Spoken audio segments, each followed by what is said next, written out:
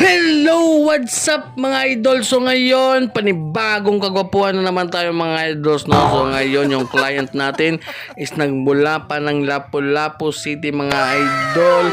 At syempre, may nag-refer lang sa kanya. At salamat sa ating client na nag-refer. Yun nga, pasalamat tayo, no? So yun, shoutout ni Boss Idol Alex. So minimal tattoo lang to mga idol. Siyempre request na to, so gagawin natin yan. At siyempre tapusin nyo yung video para makita nyo ang final result. Siyempre shoutout pa din sa ating sponsor Big Waps at saka sa Brown Sea. At yun, magsha-shoutout muna tayo konti mga idol kasi nga medyo maikli lang yung video natin ngayon. Kaya unahin natin si Jonathan Castillo, pa-shoutout dol next video from Digos City. Unta manotice o notice na kita idol Jonathan Castillo at shoutout sa lahat ng taga Digos City.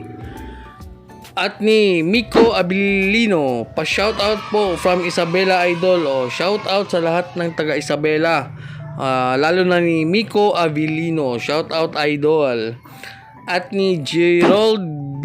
Sakin, shout out idolo, tattoo artist from Matanaw. So shout out sa from Matanaw. Shout out sa lahat ng taga Matanaw. From Gerald B. Sakin. So shout out idol. So yun lang muna yung ating shout out mga idol kasi medyo maikli lang yung ating video, no. So yun, balik tayo sa ating tatuan mga idol. Syempre yung needles na ginamit natin dyan is yung pangmalakasang Big Waps cartridges mga idol. At sa gustong mag-order niyan, nandyan lang yan sa comment section yung link nila mga idol.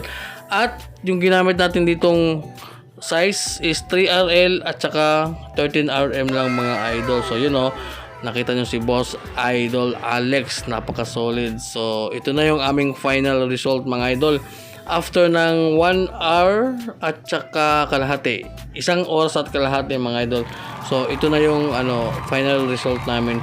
Para siyang mga idol, Japanese character na forma siyang mga idol, warriors na nagsakay ng tawag dito kabayo, no. So ang galing pagka-edit mga idol, no.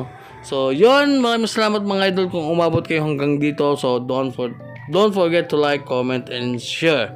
So yun lang mga idol.